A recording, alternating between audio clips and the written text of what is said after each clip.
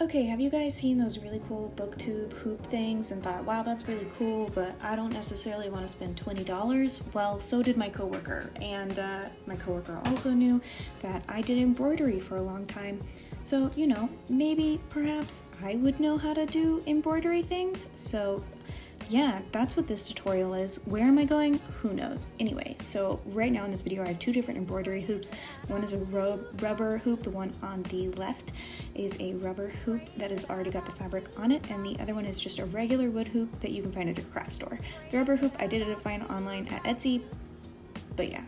I think that my coworker and his wife got the fabric at Joann's. I don't really know though. I told them buy fabric and I will do this for you for free. So here we are. Right now, I'm just marking up where it is that I need to cut the excess fabric on. As you can see on this one, I obviously already have the fabric in the hoop, but I'll show how that works with the other hoop in a little bit. So just speeding it up here. And from this point, I cut off the excess fabric at the end. Yes, I did keep this fabric because you never know when you might decide to pick up embroidery again as a permanent life skill or something. This is a rotary cutter. You might sometimes see this in vlogs because I use it to open boxes, which is not what it's made for, and I should stop doing that, but here we are. I don't generally use scissors because I'm left-handed and life is hard. So from here, I'm just continuing to mark up the hoop, so you get the idea.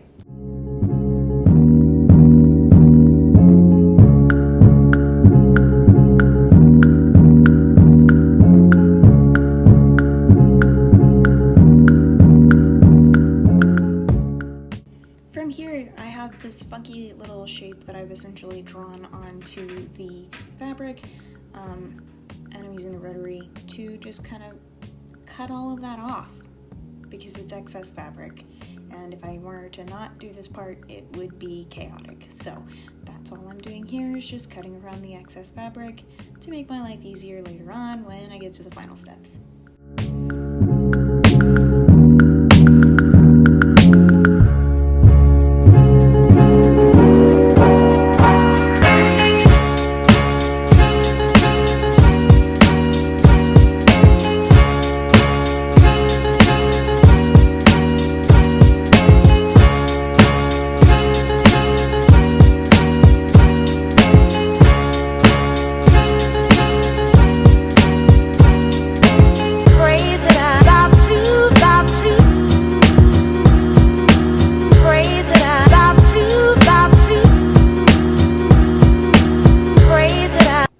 From here, I am essentially pinning everything down with my hands because I'm an idiot, just seeing how it will look at the end, making sure there's not any excess fabric, and dusting off those loose strands. But that one is done. So we're gonna move on to our yellow fabric. So this will also show you kind of how I did this, put it on the hoop. If you've never done embroidery or some kind of needlework that would require a hoop, and you've probably never seen this before, they do put those annoying stickers on. They're very hard to get off of the simple wood ones, so art stores, stop, please. From here, I'm still scraping off the sticky stuff, actually.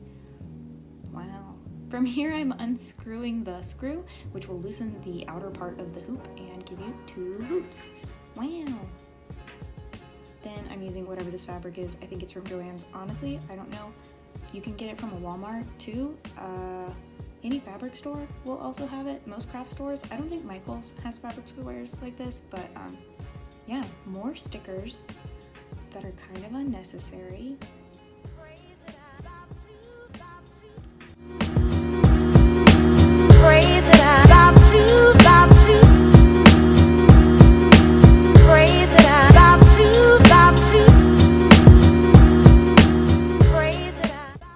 From here, I am folding the fabric so that it's double-sided and the back isn't completely ugly.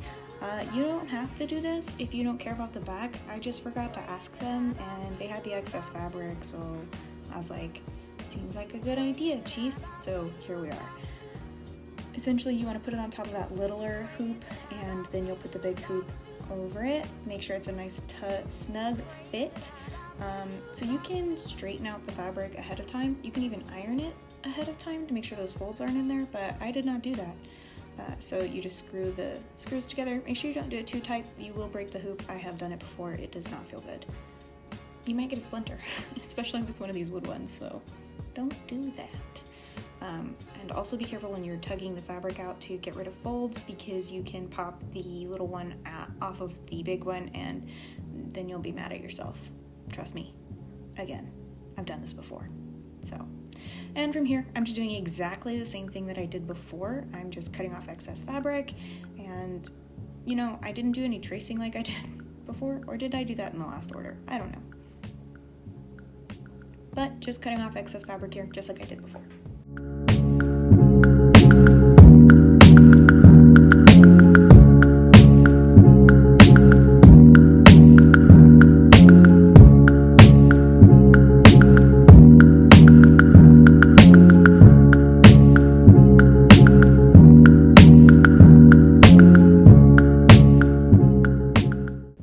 If you're wondering, what is she doing? Is it a mystery? Why is it zooming in? Dramatic. Yeah, I just didn't know where my mom's hot glue gun was, and she wasn't texting me back until like 9 o'clock at night, and then I was like, I'm not looking for that, so, you know. Anyway, here we are. It's actually not the next day. It's almost a week later, but the hot glue gun is hot. So don't use a hot glue gun if you are a child, I guess. I used one as a child and was fine, but don't, because you'll burn yourself. Safety first.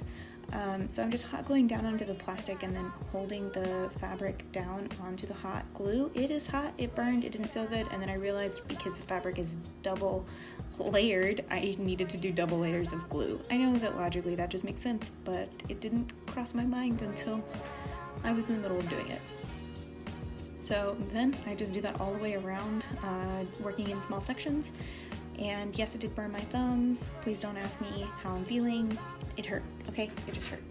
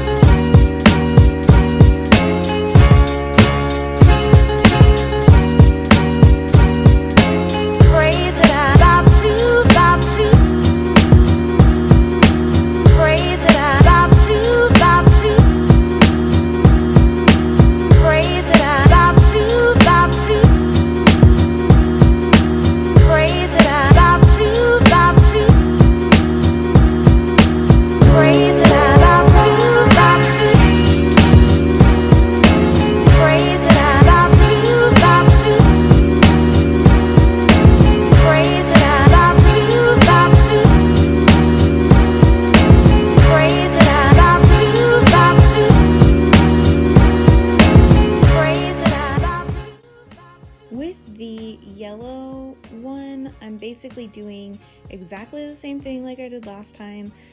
For some reason I thought I did something different where I didn't put it directly on the wood, but I put it directly on the wood.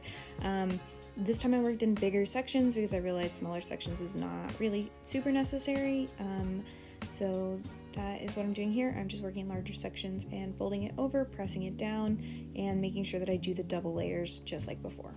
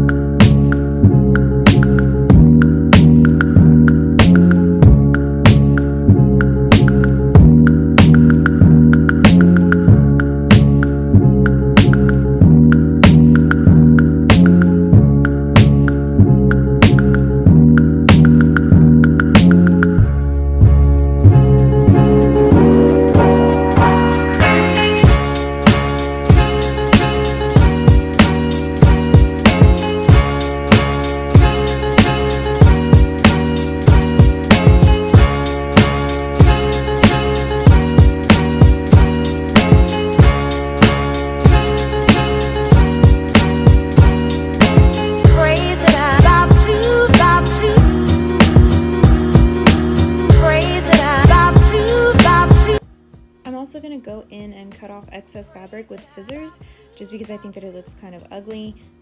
I just want to clean it up as best as possible, but as per other videos, I'm left-handed and scissors are hard to use.